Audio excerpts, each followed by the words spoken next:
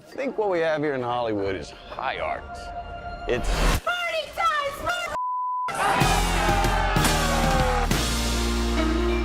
If you could go anywhere in the whole world, where would you go? I always want to be part of something bigger. Yes. Let's go! So I'm actually going to start with asking you guys about something that no one's probably asked you about yet. That opening party scene, man. You are the It's first. You mean so the opening party scene that goes on for 30 minutes? Yeah. florals and Yeah. spring groundbreaking. It's worth talking about. It's so gnarly and gargantuan that I had to start There it off is. by asking you guys, what is one detail from shooting that sequence that you feel like you'll remember forever? Ooh. There's so many. The actual Oh. orgies that were Yeah. literally happening. There was a lot of nudity. Yeah. There was a lot of nudity. A lot of nudity. You had, as Jean says, she tells it better, but you gotta Yeah. be careful where you backed up. Yeah. You're Bend backing up over or or sit back down. up. Right. Yeah. It also, yeah, I mean, we shot it for a while, and to keep the energy up every time, it was so kind of hilarious. We would all band together, and we had the most incredible group of background artists, composers, dancers. I think some people were actual porn Yeah. stars, just extras, friends, everyone kind of in there together and creating this atmosphere day after day after day, hour after hour. And it was just, we'd all kind of pump each other up like a sport team going onto the field. It'd be like, all right, come on. And then we'd go for another take. And then, yeah, it 3, was 2, 1, Yeah. nudity! Yeah, Yes! Something literally. like that, yeah. Literally. Damien Chazelle is able to cram so much in Yeah. one shot. Yeah. It's incredible. Yeah. I've never quite seen it, really. And the camera is like capturing it all, and he's just waiting for till that one take where everything falls into place. Mhm. It's wild. Pretty magical. I can't wait for the world to see it. It was my favorite scene in the movie, but another scene that I really loved, Brad, was the scene between Eleanor and Jack. Yeah. And it reminded me about the last thing you and I talked about after I talked to you after Bullet Train, because we were talking about the later stage in your career. And I was watching it and I was wondering, I wonder what further reflections Brad is having on his own career after shooting this scene. I've never thought that we were more important than the machine itself. The film takes place when this new industry is blooming, and they're defining itself and making that big jump. Of course, a lot of the silent artists were left behind, and they moved to more theater actors. For me, no, I've always seen us as all part of a community, and not that the thing does not exist with one of us. It exists with all of us, and you see this lineage of all the people who've come before, and I see this younger generations coming up, and Diego being one of them and doing fantastic work, and it's all, you just feel a part of this wonderful lineage of community. That's the way I feel about it. Aw, that's beautifully said. Yeah. And I love that you just said that about Diego. Diego, you know, 'Cause Manny, Diego crushes. he did crush it. He walked in, and crushed. You really did. And Manny has such an interesting entrance into Hollywood. And you did too, because I was reading that Damien had you pretend to be a production assistant on a commercial Yeah, that he was with shooting him. with Brad. Is that how you guys So first funny. met? That's- Can we hear Yeah. more I didn't about know that that. day? Yeah, Damien called me and I was in Mexico and he told me I'm going to direct this commercial and Brad is the lead, but also you are going to get to know the DP, the costume designer, blah, blah, blah. But the idea, in the crew list, in the crew member of the commercial, I was Damien's assistant, and then Damien told me work as a PA. So the idea is nobody has to know that you are the actor. So I was working there like a PA, giving Coca-Colas and bringing coffee to everyone. And at some moment, it was Mary, the costume designer. Yeah, so we were funny. sitting in a couch, and Mary told you, Brad, have you met Diego? Yeah, He's going to play. yeah. And it was a little confusing, and Damien was like, yeah, I want it to be a secret. But is that Damien Chazelle's mind, metafictional sometimes, but also very creative, this is an opportunity. Let's do it. Let's pretend you're a PA. Why not? It's a great way to meet Brad Pitt. I mean, why not? Did that throw you for a loop? It was a bit confusing. Wait, what? Oh, great. That's so funny. Margot, I have been so lucky and had the pleasure of being able to interview you in so many different roles. And I read that you said this is probably the greatest role you'll ever play. And when I saw you fight that snake, I was like, she's not wrong. What was it like choreographing that scene? And what was it like for the both of you watching her do that? Wow. No shame. Wow. Yeah. No shame whatsoever. We were all out in the desert and The freezing desert. the freezing desert. I have no top on. For all the things that were carefully crafted and choreographed, this one actually kind of wasn't. And it was a lot of me like flapping, like trying to fling my arm around to fling this puppet snake up so it would look like it was real and writhing in the air, and then just screaming and running after people. And it was a show. Like the way it looks on screen is actually a little bit how it was. Amazing, yeah. Like I would run after Lucas and he's got the toilet seat around his neck and he'd trip. I mean, it was so hard not to laugh, but we had a lot of fun. And then of course there's, you know, Diego's character goes down and Brad's character goes down and just all hell breaks loose. And then Lily's character comes in and kind of like bosses the situation. But I mean, it was insane. And we had real rattlesnakes that were full of venom, as quote unquote the snake wrangler said. Huge rattlers. And it was just the whole thing was madness. Like an average day on Babylon. She's not fazed by snakes. You know? No. They have the 10 dead list. We're tourists. Well, thanks for sharing that. That scene was just the best. I love this movie so much. And when I went home and reflected back on it, I had such an outer body experience because I live here in LA and I was like, whoa, how many people have like lived in my apartment that like worked in the movie industry? And how many people are going to be having the conversations I'm having with you guys right now, just like hundreds of years from now? The sort of immortalness of it was so, that's why Damien's so amazing. But I think what I took away the most was this is really a movie about people who want to make their mark in the world. And so I wanted to know, what stamp do you want to leave on this big ocean we call the movie business that we're just like waves in? Well, I would say the characters you see in different ways are all fighting for, to have meaning, to be loved, and some about it go about it in healthy ways, and some of us don't. But it's just to be able to contribute to to this.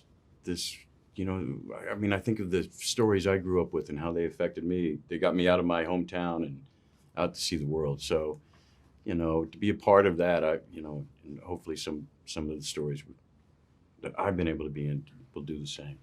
Yeah. Where would you guys land? I think this is me leaving my mark. That's why I wanted to be this one. part of this. Yeah, that's why I wanted to be a part of this movie so bad. I thought this is going to be one that stands the test of time. This is going to be a movie that people still watch in 10, 20, 30 plus years, and I'll be a part of Hollywood history if I'm in this movie.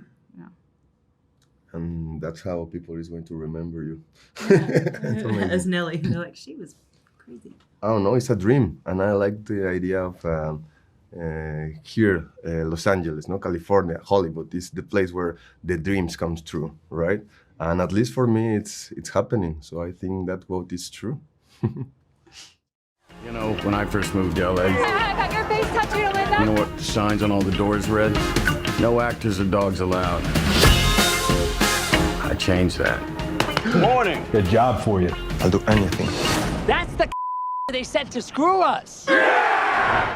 Jean, congratulations on this movie. It's so good. One of my favorite scenes is between Eleanor and Jack when she's talking to him about the twilight of his career. And I was watching it and I was thinking about how you and Brad are these veteran actors. And I wanted to know, did the both of you reflect on the meaning of that scene? We didn't talk a lot about it because it's just so gorgeously written, that it was just kind of all there on paper. But and Brad doesn't have a lot to say, but I mean, working with him and just the look in his eyes, it was like heartbreaking, because it's that what she says to him is what every actor fears and doesn't want to believe is true.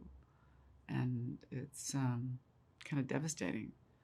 But then she ends up, she's right there telling him, you're going to be immortal. I mean, people who aren't even born yet are going to know who you are and think they know you.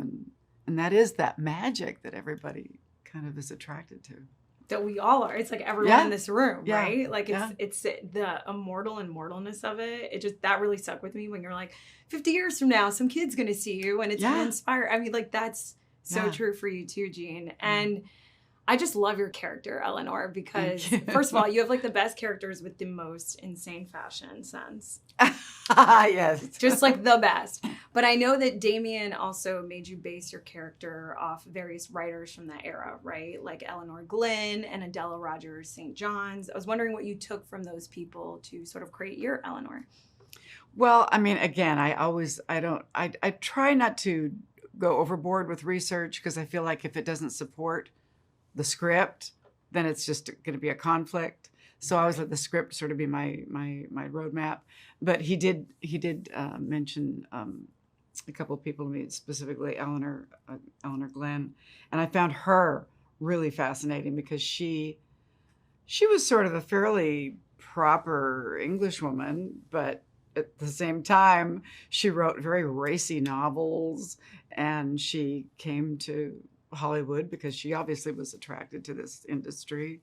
And, you know, she was one of the very first women to ever write a screenplay. And she wrote a movie that Clara Bow did. And she coined the phrase "it girl." Wow, I didn't know that. Yeah. And she was really interesting. That's really fascinating. Thanks Yeah. for sharing that. I love the conviction that Eleanor has. And every time I've heard you speak publicly, Jean, like whether you're accepting an award, you have this unalterable knowingness and presence within you. Thank you. And it is so, I just had to ask you, where do you think that comes from? Well, that's a very nice thing to say. I don't know. I guess if you feel strongly about something, then it's really easy to talk about it. It's sort of like when you watch politicians and you can tell immediately, or at least you should be able to tell immediately. Some people get fooled. Whether or not they really believe what they're saying or they feel passionate about what they're saying.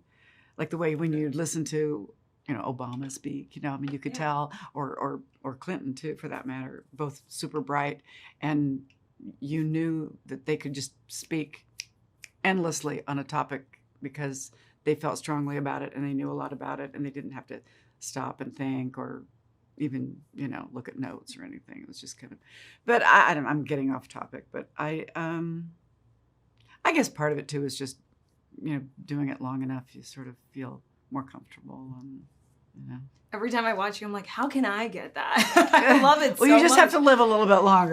No. A lot longer. That's so funny. Is it important for you, for character, when you're picking a role, for your character to have that conviction too? Because I've noticed it when I've seen you in Watchmen or Hacks or, you know, in this. Well, no, not necessarily, because I certainly want to do things that are kind of very different from each other. That's sort of the goal as an actor, to not do the same thing, you know. So no, not necessarily, but maybe I'm attracted to parts like that. Like when I think about, like, say, for instance, the character I played in Fargo, you know, and people said, "Oh, she was scary." I thought, no, she was just a really supportive mother. I'm telling you, it's that conviction. It's so magnetizing and absorbing. I love it about you so much. Like, Thank you. I just want you to know, when I watch you, it is so inspiring. Thank you. I have to ask you about the most outrageous party scene, like, known to man. That's like literally right behind you. What is one detail from shooting that sequence that you'll just remember forever? Well, one thing that just made me laugh in retrospect was the party scene at Jack's house, the pool party, where there's topless women and guys are jumping in the pool in their tuxedos and everything. And Eleanor's just kind of sitting there, kind of just taking it all in. I don't think it actually ended up as part of the scene. I don't think we actually focused on Eleanor at all in that scene. But when we shot it, I didn't even realize until we were almost done that the whole time there were 4 young guys completely naked behind me throwing a football back and forth. And I thought, talk about being upstaged. You know, I didn't even know they were there. When did you notice? Because the next scene is when we're all going to the desert to watch Margot fight the snake. And there was a little scene which ended up getting cut where I'm squished in the back of this car with all 4 of those guys. And they're like shirtless and drunk. And I'm just, you can tell Eleanor's just kind of in hog heaven. She's like, you know, have any of you read any of my books? You know? And she's like, oh, you know, of course they're like clueless, you know, but. Wait, that's amazing. Damien, we need to release that, please. That's literally iconic. Before I leave Eugene, that's an image I'll never forget. I feel like this movie is really about people just wanting to leave their mark on the world. So I wanted to know, like, what stamp do you want to leave on this industry, in this massive ocean we call the movie industry that we're all just like waves in? Well, I've always tried to. When I was younger, I would think, okay, I don't want to do anything that'll embarrass my parents. I know that's a silly thing for an actor to think. I got into a huge argument with a friend once who literally stopped speaking to me because I said that.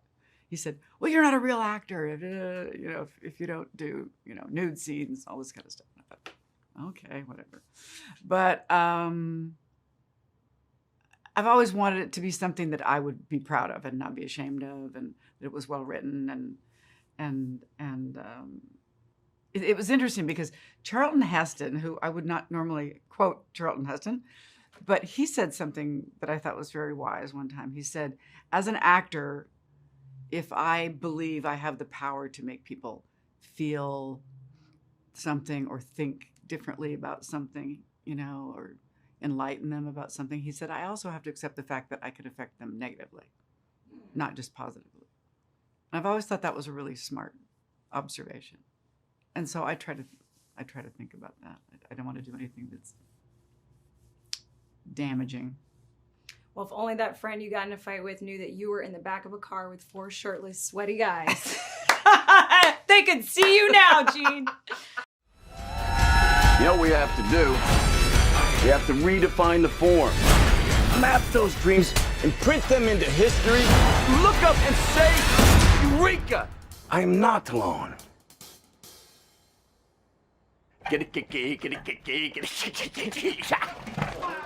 Let's talk about the opening party scene. Yeah. What detail from shooting that sequence do you feel like will just remain ingrained in your brain for years and years to come? Like, if you had to close your eyes and just think of like the imagery. Oh gosh. Should I be a little bit more obscure? filtered? Absolutely. No. The amount of skin. That's a great way to put it. Man, yeah. man, hey. Right? And the large volume of white powder that was pushed out on a cart. That was the first time on set where I realized, oh my gosh, this is how it was back in the day. And how did not more people die every day? Did it smell like baby powder? I think it was lactate powder. That's just a funny question. It smelled like baby powder. It's just that there was so much of it. I love that smell. It was definitely like no, it wasn't baby lactate powder. It was Got it. lactate powder, right? What about you, Jovan? It's the same. It's the amount of skin. There was just so much going on, and I was like, I've never been so hyper focused on something where I had the trumpet in my hand, and I was just like, close your eyes, pretend you're hitting a really high note, because it's so distracting, and also because there were so many moving parts in that scene, we really couldn't afford to get distracted. So everybody was doing their own thing, but the camera's forever moving. Always moving. So if you're doing that count, and it's like by count 15, the dude he's supposed to have the champagne bottle, like, you know, in his back or whatever. Yeah, because everything's a dance, you know. So. Wow. How long did it take you guys to shoot that scene? I think we decided it was 2 weeks. We forgot. It felt like 2 weeks. 2 weeks feels right. Yeah, I think it was. Which feels like a year when you're doing it like over and over again. Over and over again, high energy, fully committed. Yeah. Amazing background actors who are just like, yeah. Well, let's talk about you guys though. Fully committed. That performance, Lily, was so good. Thank you. It was just, you were so mesmerizing on screen. Thank you. And I know that sometimes actors can come to their characters more through finding how they dance. Mm-hmm. So I wanted to know, how did that performance help you find Lady Faye? Well, I started out as a dancer, and then I kind of took singing lessons on the side, and then acting came last. So I started out in musical theater, and to have been able to do this film and get to use all three things that I've, learned to do in my life was really rewarding, and it almost felt like a nice circle. But it was really fulfilling because I got to do, stage performing again that day, because I got to perform in front of all the background actors, which I had not done in a long time since I was last time on stage. So you're like, I'm a triple threat. Yeah. But I was like so nervous because like, don't fall, don't trip, all these things. Yeah. Jovan, I wanted to ask you, thank you for answering that. I was reading that you and Damien were texting a lot, different songs to each other to help to sort of craft who Sydney Palmer is. And I was wondering if there was a song specifically that resonated with you. Yes, Lush Life by John Coltrane and Johnny Hartman. It was one of the most beautifully written and performed songs, but also one of the most depressing. And it's not that we felt that Sydney was always depressed or anything like that. We just talked about jazz music and which songs stayed with us the most after we listened to them. And that's one of my favorite ones. Is actually that whole album is called Lush Life, but the single Lush Life. And Damien's, I can't remember what Damien's was, but he also has a way larger jazz collection in his repertoire than I do. So, but yeah.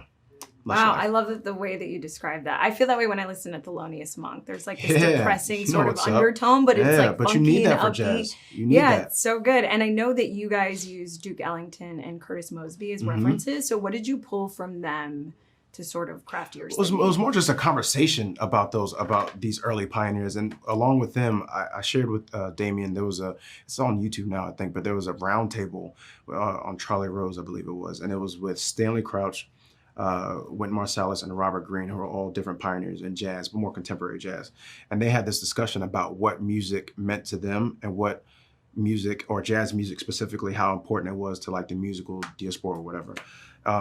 And I kind of used that conversation I took things from each of those guys as far as how they spoke, their personalities and things. And I kind of took a little bit from everybody to kind of build Sydney. And Sydney wasn't solely based on one person, so I had a freedom to kind of take some creative license and just have some fun. Right. And that's what's so cool about all the characters in this film is there's little parts of a bunch of different people. Like Lady Faye, for example, of course, there's Anna May Wong, but partially inspired. Where does Anna May start and stop in your character? And then what did you bring to Lady Faye? I mean, she was presented initially as Anna May Wong, so a lot of research was done on her. When I was cast, Damien said, this is a fictional character based on Anna May, but here are some of the scenes from films, the great classics that inspired it, such as Marlene Dietrich in Morocco is the inspiration, obviously, for the opening number in the tuxedo. So I think it's just, we still share very similar characteristics with a little bit of both of them. It's sort of like making a little martini with a couple of ingredients. So yeah, it all came together just through, again, same thing, lots of chats about what we like, what felt right. We tried a bunch of different voices, and yeah. Well, you make a stellar Lady Faye martini. Shaken, not stirred. I loved it. Thank you for sharing that. What I really took away from watching this movie, when I went home, was just this notion that it's really just about people who want to make their mark on the world. And so I wanted to ask the both of you, what do you hope your stamp is on this huge thing we call the movie industry, hundreds of years from now? I think that's it. It's just to be spoken about hundreds of years from now. That'd be great. I mean, there's so many, that'd be cool. Not to say it so casually, but there are so many gifted artists that exist right now that are probably out on the street that will never get discovered. It's just a weird thing of life, and especially in this industry. So just to be able to make a mark and to be remembered as an artist who always tried to push himself and enjoyed what he does. I think that's what I would want people to think of me. Yeah, as an actor who was given the opportunity to portray someone who paved the way a century ago, and being able to tell my version of the story, and then paying it forward. And hopefully, you know, the younger generation will get to see it, and it should inspire them to also pursue their dreams without any obstacles like we once had. We are going to be more than they ever bargained for. What I do means something. It's bigger than you.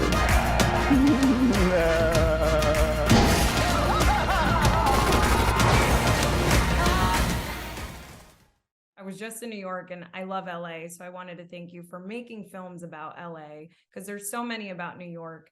And I was reading that you shot this in 35 millimeter anamorphic format because you said that LA is an anamorphic city, and I love your perspective about LA. So I wanted to know, what kind of character is LA to you? Who is LA? Well, LA has changed a lot for me ever since I moved here. You know, I'm still kind of figuring out who LA is. I think that's part of what's magical about it, is that it is many different things. And really at its core, it's just this completely unique, singular, almost kind of non-city city. I think there's an irrationality to even the origins of LA. If you think of sort of building this town basically in the desert, you know, and how rapidly it grew beyond anyone's expectations. I mean, you sort of see a little bit of that in this movie, LA going from, you know, kind of rural cowtown basically to major world metropolis. And a lot of that has to do with the movies, of course, and this sort of the kind of moths to the flame sort of atmosphere that the movies spurred on. But you still feel that in LA. You feel the dreamers, you feel the people striving, you feel the moths to the flame, you feel also the desperation of that. You feel the good and the bad of it. It's a kind of crazed, again, singular place that has an energy that's really, again, unique, I think, in the world. And so, yeah, for me, you know, with this movie, at least, it was really a matter of trying to capture that and do that justice, and sort of maybe see to what extent, you know, sort of where that came from. Yeah, it's interesting that you said good and bad, because when I think of La La Land, I think of a film that's a Hollywood fantasy. When I think of Babylon, I think of a Hollywood nightmare. And I was wondering, did you ever think of Babylon as a companion film to La La Land? How do you think they complement each other? I do think they are sort of two sides of this coin that is LA, maybe. One is the dream, the other is the nightmare. I think of La La Land as this sort of, you know, tender love letter of all my sort of most affectionate feelings about Los Angeles, and this is maybe more of a poison pen letter. But you know, at the same time, I kind of wanted to do everything in this movie. I wanted this movie to sort of encompass the full meal that is LA, the good and the bad. There's a lot of love in this movie, and it was a labor of love to make, and it kind of took many years for it to just sort of gestate and develop in my mind. It was the biggest undertaking I'd ever done, you know, so it sort of took me a while to feel like I was ready to do it. But I think part of that has to do with the fact that I wanted to try to do justice to both sides of the spectrum of LA, this sort of weird paradox, this contradiction of Hollywood, of the movies, of Los Angeles that is, you know, on the one hand, the highest, you know, kind of of humanity, the sort of, you know, the most beautiful people, the most beautiful art, the kind of like this sort of you know, humanity approximating the divine on the one hand, and then on the other hand, just the most sordid, depraved, like just kind of sometimes disturbing, shocking, outrageous kind of behavior that you could ever imagine. And those two things coexist, and they really coexisted in this very vivid way, kind of this kind of untamed way, back in the early days, back in the 20s. I think Hollywood learned how to cover a lot of that stuff up and sweep it under the rug as time went on. But back in the time of this movie, it was all still new and it was wild, and you still felt the circus roots, and you felt this kind of energy in the air that was completely insane. I mean, first of all, I did a writing workshop called Making Peace with Paradox.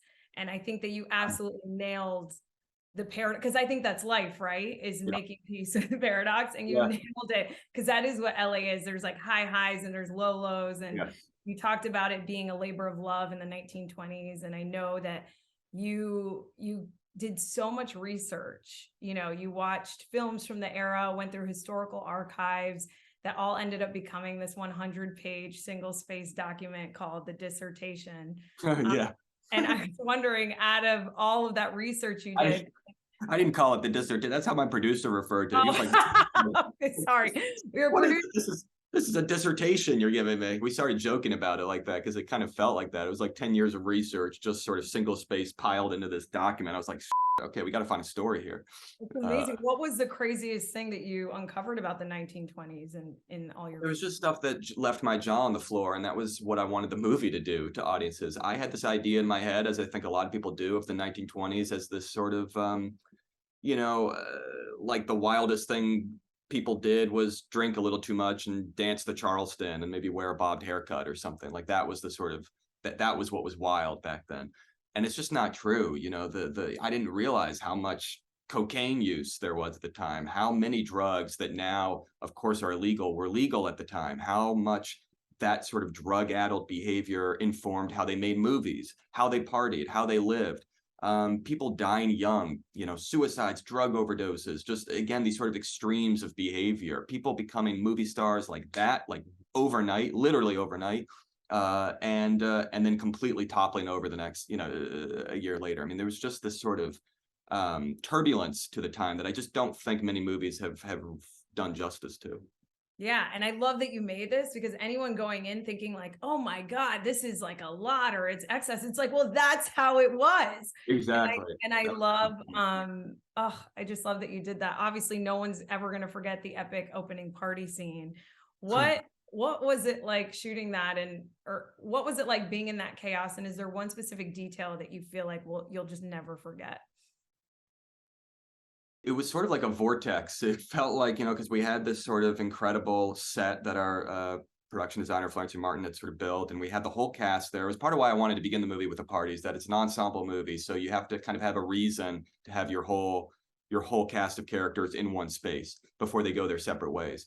So you've got Brad Pitt, you've got Margot, you've got Diego Calva, you've got Flea, you've got Gene Smart, you've got the whole sort of Jovan, Jun Li, got music blasting. So, we're on set, we've got the full cast, we've got like 300 of the most, I'd say the most uninhibited extras I've ever seen, and, the first few days, it was hard, it was challenging, the logistics were really complicated. You're trying to sort of get the steps right and trying to figure out how to shoot this. But by day 3, day 4, it started to actually feel like a party, So I think by the end, we felt like we were kind of emerging from a 2-week bender of some kind where, as far as I know, no one was literally drunk or high, though again, who knows? But we sort of felt like we were getting drunk and high on the atmosphere, on the movie, and I think that comes across in the film. Total, 100%. Is there one detail that you like, if you had a one detail? I mean, one image sort of that remains rent free in your mind? Well, yeah, I mean,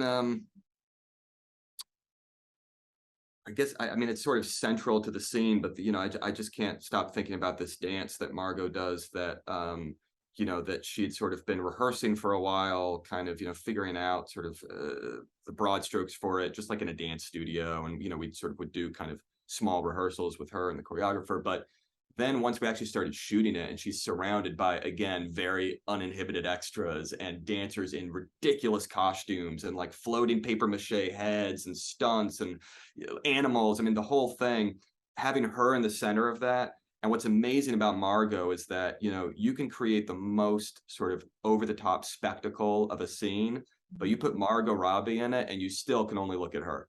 That's the definition of a movie star. And so it was kind of this amazing moment in the movie where her character is literally kind of becoming a star, showing people that she's a star at that moment. And I think there's this meta thing going on where Margot Robbie, the actress, is doing exactly the same thing, reminding us what that special something that's intangible that you can't really put into words is that a star has. And you just can't take your eyes off her. It's one of the most mesmerizing stretches of sort of performance, kind of physical performance that I've ever seen an actor do on film. She really is so absorbing. And I was talking to Gene Smart about, the real life people that her character was based on. And she was telling me how one of them had coined, her name's escaping me, had coined the it girl phrase. Yes, Eleanor Glenn, the it girl. And watching Margot, the crying scene, I mean, that was unreal. It was so well done. I was so obsessed. All the characters and all the cast are amazing, but there's another character in the film I wanted to ask you about, and that is Singing in the Rain. I feel like that film is very much a character in yours, and I wanted to know why that was instrumental to the story that you were trying to tell. Well, it's the first time I ever encountered this period, this transition in Hollywood history from silent cinema to sound cinema was the way it's depicted in Singing in the Rain. And so I think as I was making this movie, it sort of bit by bit dawned on me that in some ways what we were doing was making this kind of, darker, R-rated, like more extreme counterpoint to Singing in the Rain, this sort of showing in some ways what I think is sort of closer to the truth of the sort of more sordid reality of what was going on that you get a sliver of in Singing in the Rain, which has always been one of my favorite films. So it kind of felt like we could have this fun dialogue, between the two movies. And in this movie, without spoiling anything, you sort of see a little bit the literal origins for Singing in the Rain as a movie. So you kind of see, it's a weird sort of indirect making of sort of origin story for Singing in the Rain, because you're seeing the real things, or let's say kind of a fictional version of the real things that ultimately inspired Singing in the Rain, and where that song came from, and where the characters came from, and who they were sort of spoofing, and who they were drawing from. Of course, again, Singing in the Rain gives you a very, sort of family-friendly, happy ending kind of version of it. Babylon gives you something very different. But I think it was important to sort of acknowledge Singing in the Rain and have that dialogue between the two films. I love that you added in there, and Brad in that scene it's so iconic. It's so funny. I was talking to Brad and Diego about how they met, because that was a really cool way. He was obviously a PA on a commercial you were doing. You had them meet in that way, and just everything with, which was Diego's idea. He was like, I just got to get on this set. How can I be on this set? And I think, because it was like, I remember also because it was COVID. So it was a commercial I was doing with Brad before we shot Babylon, and they would only, you could only be on there was no visitors on set. So you can only be allowed, because of sort of COVID numbers and stuff, you could only be allowed if you actually had a job on set. So Diego was like, I'll be a PA. I'll just go grab people coffee and stuff. It's like, really? You want to? Yeah. I mean, it's so funny because it's literally like the character he plays in the movie. I mean, it's the exact same spirit of just whatever I have to do to get on that set, I'm doing. And that's what he did. It's the best. It's the best chemistry test. And I was also reading that Olivia walked through a lot of the lines, and there's basically an iPhone version of this movie that Diego's in, which I thought is really cool. For me personally, I wanted to ask you,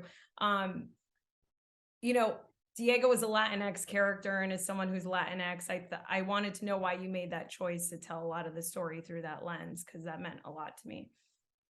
Yeah, I mean, I think a lot of what inspired me with this movie was when I would read things that felt like I hadn't seen them before in depictions of old Hollywood. For instance, I hadn't realized to what extent those sort of early days of Hollywood were way more diverse than we often think, and in some ways there was a kind of freedom and fluidity, culturally, ethnically, linguistically, gender-wise, sexually, to Hollywood in those early days that got lost. That's one of the things I think that really did get sort of changed and suppressed and eliminated in many ways once Hollywood became more of a big business, a big industry, and the code came in, the moral codes came in, and regulations, and it just became less of that sort of free circus town. So this movie is about, in some ways, that sort of transition. And so it just felt right that you would have someone in the middle of that who, again, is not someone who you've seen before in a movie about old Hollywood. And it's also someone who would feel like both an outsider and an insider, who would feel like he was at home and not at home, always at the same time, that sort of tension. And he's got this dream, Diego's character, Manny, he's got this dream, this burning dream to be part of something bigger, to be part of Hollywood. But the odds are stacked against him for so many reasons. But he happens to be at the right place at the right time when there's this kind of weird upheaval in the industry that allows him for a fleeting moment to get a foot in the door. So it sort of, felt like that was the right perspective in some ways to hinge the whole movie on. And then through his eyes, we'd get to know the sort of the more, let's say traditional movie star types of kind of Hollywood of that time, the people that sort of maybe would be more recognizable, like the sort of Brad Pitt equivalent or the Margot Robbie equivalent of that time, to get to discover those people through the eyes of a newcomer like Diego, playing a newcomer like Manny. Just felt like the right choice. I know that your great grandfather used to work for Paramount Pictures in London after World War I, and your great grandmother was a British stage actress. And your grandfather, I think his name was John, was actually also in film. So I wanted to know how making this film maybe How do you changed. know all this? Wow. I wanted to know how making this film maybe changed your understanding of your own family history. Well, it's funny because I think, growing up, I certainly didn't feel like I had any family history in film. It was so sort of long ago. I mean, the reality is that my grandfather was, as a child, was in, I think, 2 movies when he was like 6 years old, and partly because, yeah, his stepdad at the time worked at a London Paramount office. They were in England. Anyway, and that was kind of the extent of it. So I remember sort of like, I'd kind of, I'd ask him questions, but I would, it's sort of, oh, what was it like? I would never really, maybe because he didn't remember that much, but, I never felt like I got much in the way of details, but it did feel like this sort of, I don't know, I could just tell there was so much more to that iceberg than I was, than I was seeing. Of course, yeah, it's ironic to now be, sort of making this movie at Paramount, but it's, it's also one of the few studios left in a way that's still making movies like this, and has that sort of, that kinship, that connection, that direct line to the origins of Hollywood and to the earliest days that you see depicted in this movie. Yeah, I thought that that was pretty cool, and I don't really believe in coincidences, so I don't know. You're right. This whole film in general, you can tell, is a labor of your love. It's a love letter to movies, and I love movies, and I know you love movies. And I really think it's about people who want to put their own stamp on the world. And so I wanted to know, what stamp do you want to leave onto the movie industry in this big, I guess, this big ocean that we call the movie industry, that we're all just waves in? Yeah, I mean, I think that's exactly right. We are just waves in this much bigger thing. And I think, I don't know, I guess that sort of inspires me to try to take the long view, and I just want to make things that stand the test of time, that sort of feel like they're playing some small part in pushing the art form forward and trying to sort of expand the definitions of maybe what you expect from a movie, So I don't know, a lot of it's personal also. It just goes back to movie experiences that I had growing up, or as a sort of, budding cinephile, where I would see a movie and go, oh, I want to do that. It would just sort of inspire me to try something like that, or to take that kind of a risk, or that kind of a leap. Movies where you feel the fearlessness, you feel the sort of restlessness with the limits of the form. You feel like, this sort of ambition to not just make another movie, but to make something that shakes people and rattles people and shocks people and pushes things forward. So I think that's always the ambition. But it is about ultimately making something that's, hopefully timeless, and that, you can kind of come back to in 50 years, 100 years, if we're so lucky, and get something from.